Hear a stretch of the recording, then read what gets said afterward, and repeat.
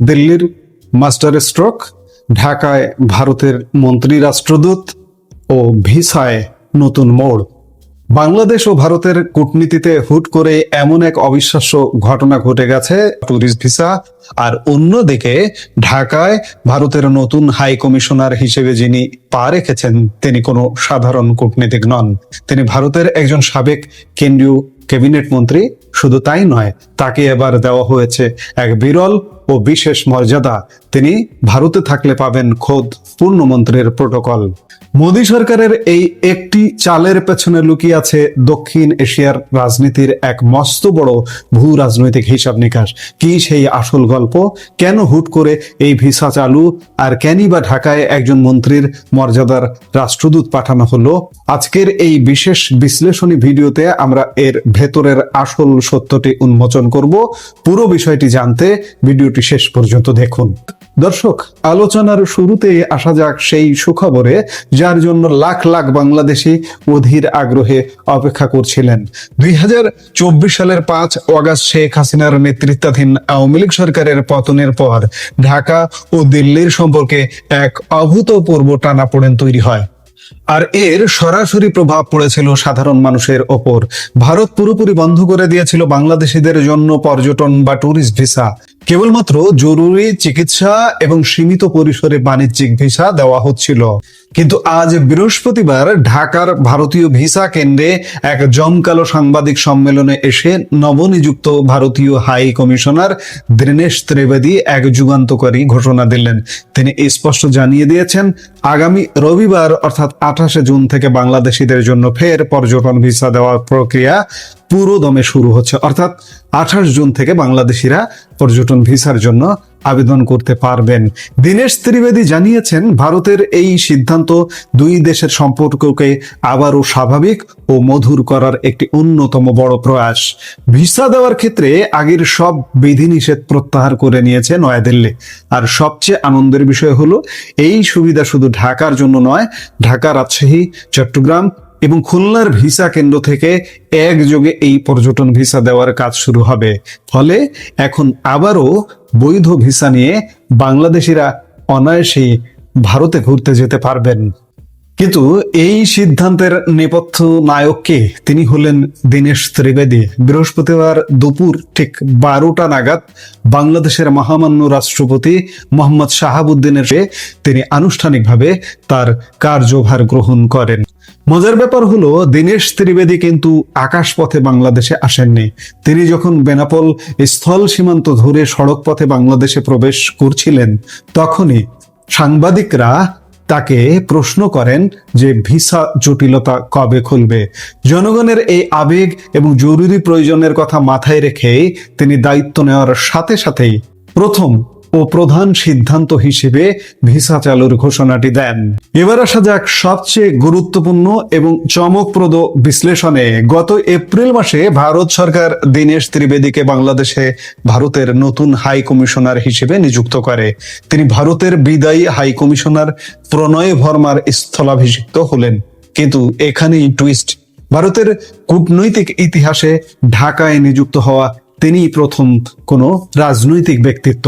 সাধারণত কি হয়? সাধারণত ভারতের পররাষ্ট্র মন্ত্রণালয়ের পেশাদার কূটনীতিকরা, অর্থাৎ যারা আইএফএস বা ইন্ডিয়ান ফরেন সার্ভিস কর্মকর্তা, তারাই বিভিন্ন দেশে রাষ্ট্রদূত হন। কিন্তু দীনেশ ত্রিবেদী কোনো আমলা নন।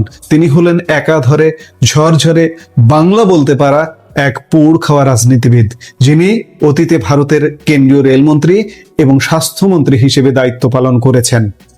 কংগ্রেস, জনতা দল, তৃণমূল থেকে শুরু করে আজকের বিজেপি, ভারতের মূলধারার রাজনীতিতে তার দীর্ঘ অভিজ্ঞতা রয়েছে। চলতি মাসে স্ত্রী মৃণাল ত্রিবেদীকে নিয়ে ঢাকায় পা রেখে তিনি বলেছিলেন, এখানে এসে খুব ভালো লাগছে। ভারত ও বাংলাদেশ দুটি উন্নত গণতান্ত্রিক দেশ। এই দুই গণতন্ত্র একত্রে কাজ করলে গোটা পৃথিবীর কাছে তা দৃষ্টান্তমূলক হয়ে উঠবে।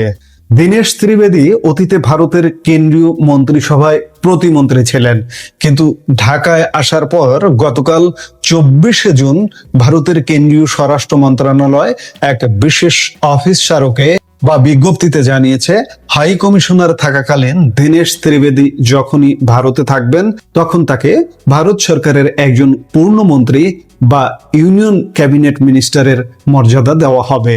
সরকারি পরিভাষায় একে বলা হয় টেবিল অফ প্রেসিডেন্স, যেটি বাংলাদেশে বলা হয় ওয়ারেন্ট অফ রেসিডেন্স বা পদমর্যাদা ভিত্তিক অগ্রাধিকার স্মরণে। এটি এমন একটি আনুষ্ঠানিক প্রটোকল যা নির্ধারণ করে রাষ্ট্রীয় অনুষ্ঠানে কে কার আগে বসবেন এবং কাকে কতটুকু সম্মান ও নিরাপত্তা দেওয়া হবে। ভারতের এই প্রটোকল অনুযায়ী একজন সাধারণ রাষ্ট্রদূত বা সরকারের সচিব থাকেন তালিকার অনেক নিচে, 11 থেকে 23 নম্বর র্যাঙ্কে তাদের অবস্থান থাকতে পারে, কিন্তু একজন ক্যাবিনেট মন্ত্রী থাকেন 7 নম্বর র্যাঙ্কে। দীনেশ ত্রিবেদীকে এই মর্যাদা দেওয়ার ফলে তিনি ভারতের সরকারি ও রাষ্ট্রীয় অনুষ্ঠানে কেন্দ্রীয় ক্যাবিনেট মন্ত্রীর সমান প্রটোকল, নিরাপত্তা এবং আসন বিন্যাস পাবেন। এখন প্রশ্ন উঠতে পারে, নরেন্দ্র মোদী সরকার কেন একজন রাষ্ট্রদূতকে এত বড় মর্যাদা দিতে গেল? এর পেছনে দিল্লির কূটনীতির অত্যন্ত গভীর একটি অঙ্ক কাজ করছে। 2024 সালের 5 অগাস্টের রাজনৈতিক পট পরিবর্তনের পর ঢাকা ও দিল্লির মধ্যে যে দৃশ্যমান দূরত্ব তৈরি হয়েছিল, মোদী সরকার তা দ্রুত মুছে ফেলতে চায়।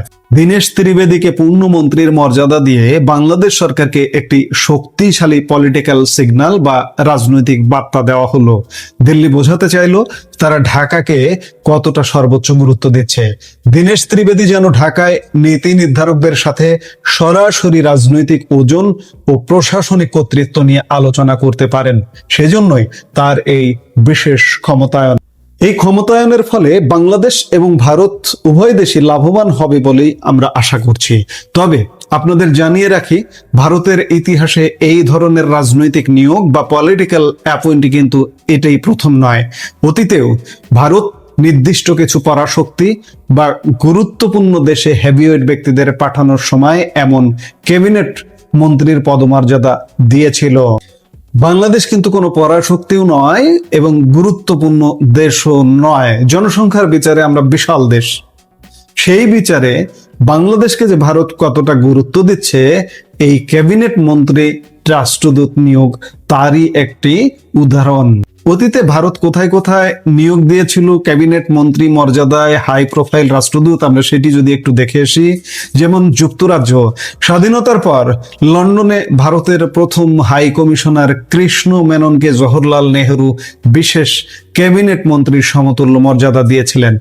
1990-এর দশকে ডক্টর LM সিংভিকেও এই মর্যাদা দেওয়া হয়। মার্কিন যুক্তরাষ্ট্র 1977 সালে বিখ্যাত আইনবিদ ন্যানি পালকিওয়াল এবং 80-এর দশকে ডক্টর KR নারায়ণকে, যিনি পরবর্তীতে ভারতের রাষ্ট্রপতি হয়েছিলেন, ওয়াশিংটনে পাঠানোর সময় ক্যাবিনেট পদমর্যাদা দেওয়া হয়েছিল। সাবেক সোভিয়েত ইউনিয়ন নেহরু আমলে প্রভাবশালী কূটনীতিক KPS মেনন এবং 1971 সালের মুক্তিযুদ্ধের সময় ঐতিহাসিক কূটনৈতিক সমঝোতার নেপথ্য কারিগর DP ধরকেও মস্কোয় বিশেষ রাজনৈতিক ক্ষমতা ও মন্ত্রীর মর্যাদা দেওয়া হয়েছিল। এবার সেই তালিকায় যুক্ত হলো বাংলাদেশের ঢাকা। এর থেকে বোঝা যায় ভারতের পররাষ্ট্র নীতির কাছে বাংলাদেশের গুরুত্ব এখন আমেরিকা, ব্রিটেন বা রাশিয়ার চেয়ে কোনো অংশে কম নয়। দর্শক, পুরো বিষয়টি থেকে একটি বিষয় পরিষ্কার, দীনেশ ত্রিবেদীর হাত ধরে বাংলাদেশ ও ভারতের সম্পর্কের বরফ গলতে শুরু করেছে।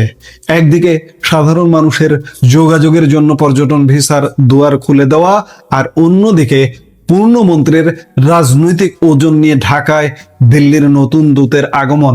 সব মিলিয়ে দুই দেশের দ্বিপাক্ষিক সম্পর্কে এক নতুন ও ইতিবাচক অধ্যায়ের সূচনা হতে যাচ্ছে, তা বলাই বাহুল্য।